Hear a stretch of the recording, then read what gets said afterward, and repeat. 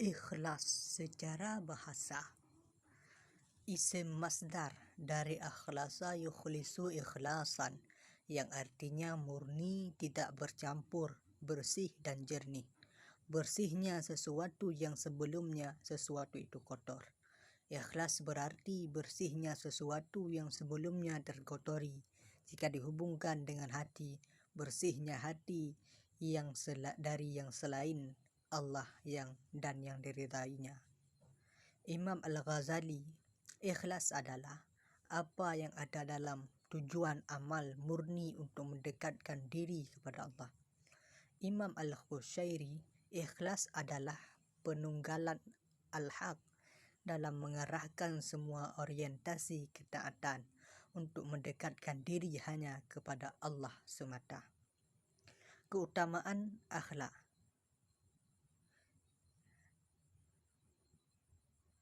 Imam Asy-Syafi'i, halakan nasu kulluhum illa al-ulama wa halakal ulama kulluhum illa al-amilin wa halakal amiluna kulluhum illa al-mukhlisin wal mukhlisuna ala khatrin azim.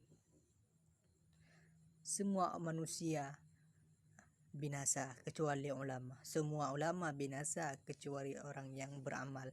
Semua orang beramal binasa kecuali orang yang ikhlas. Dan orang Islam adalah mempunyai keutamaan yang besar. Ikhlas itu terdiri daripada beberapa instrumen, yang diantaranya jasad, hayat, ilmu, amal, terakhir baru ikhlas. Keutamaan ikhlas. Rutu ilaihi raji'un. Yang pertama, start, niat akhlak sebagai titik tolak, keridaan Allah sebagai titik tuju, amal saleh sebagai jalan.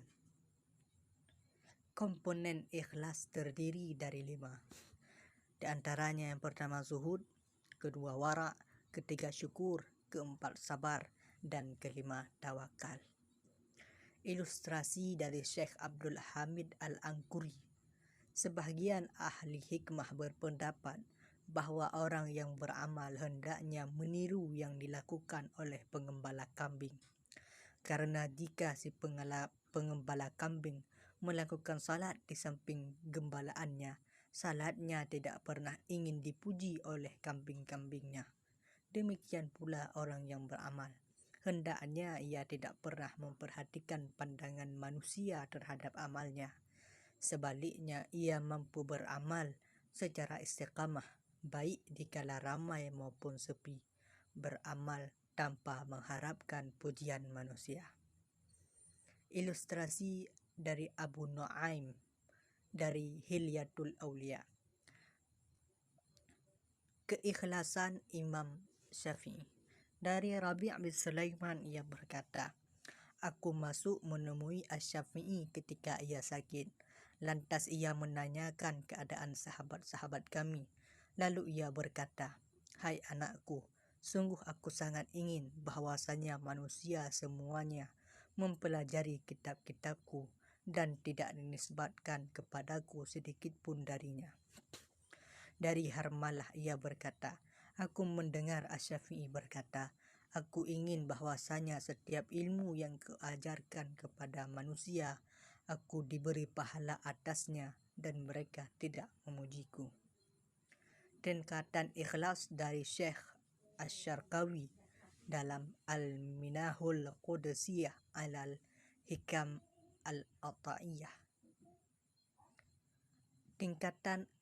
Tiga tingkatan ikhlas. Awam, ikhlasul ibad, yaitu perbuatan yang tidak terkontaminasi oleh sifat riya, ingin mendapat pahala dari Allah dan ingin selamat dari siksa neraka, dari siksa akhirat.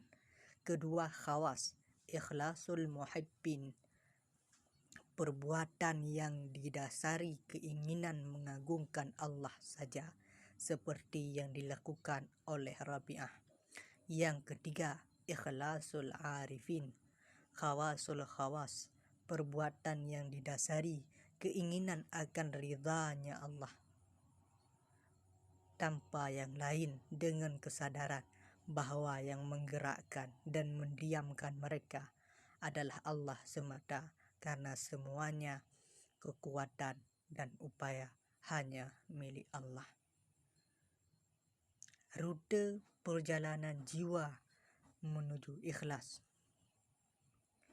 Yang pertama,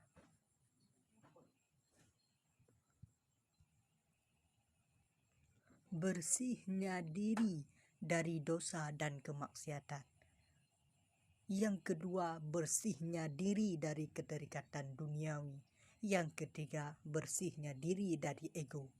Yang terakhir dan yang sempurna, bersihnya diri dari apapun selain Allah saja.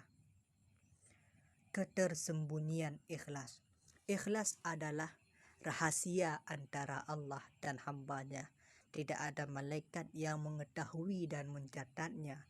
Tidak ada syaitan yang mengetahui dan merusaknya. Dan tidak ada hawa nafsu yang mengetahui lalu membengkokkannya. Syekh Junaid Al-Baghdadi. Ikhlas bukan dalam hal yang mubah, makruh dan haram.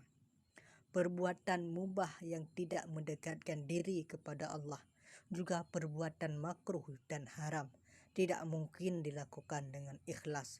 Misalnya membangun rumah untuk kenyamanan diri, atau memandang sesuatu yang haram dengan dalih ciptaan Allah. Jangan sebut-sebut ikhlas dalam perbuatan itu, karena sedikit pun tidak mendekatkan kepada Allah. Imam Haris Al-Muhasibi. Buah ikhlas dari Yusuf Al-Qardawi dalam Fit Tariq Ilallah An-Niyah wal Ikhlas. Yang pertama, ketenangan jiwa. Yang kedua, kekuatan rohani.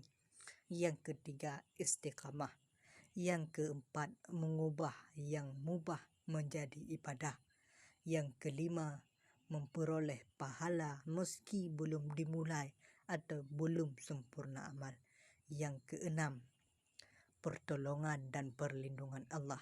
Yang ketujuh, peneguh dan pertolongan saat menghadapi kesulitan. Muhasabah. Adakah diri ini sudah ikhlas? Di antaranya muhasabah tentang menyempurnakan ibadahnya meskipun dalam keadaan sendiri. Yang kedua, mendengarkan nasihat dan petunjuk. Yang ketiga, tidak ingin menonjol dan tidak suka dipuji. Yang keempat, selalu muhasabah dan berusaha memperbaiki kelemahan-kelemahannya. Yang kelima, lebih suka melakukan amal secara rahasia. Syekh Zunnun Al-Misri memberi cara untuk ikhlas. Di antaranya, jika kita menganggap pujian dan celaan orang sama saja. Yang kedua, jika melupakan kebaikannya kepada orang lain. Dan yang ketiga, cara adalah jika lupa hak-hak dari amal salehnya. Itulah tips dari Syekh Zunnun Al-Misri. Menjaga keikhlasan. Khumul. Idfa wujudaka fil ardil khumul, fama nabata mimma lam yudfan lam yatimma tata ijahu. Sembunyikan wujudmu pada tanah yang tak dikenal, sebab sesuatu yang tumbuh dari biji yang tak ditanam tak akan berbuah sempurna. Menjaga keikhlasan. Yang pertama khumul, yang kedua mahabbah. Keikhlasan.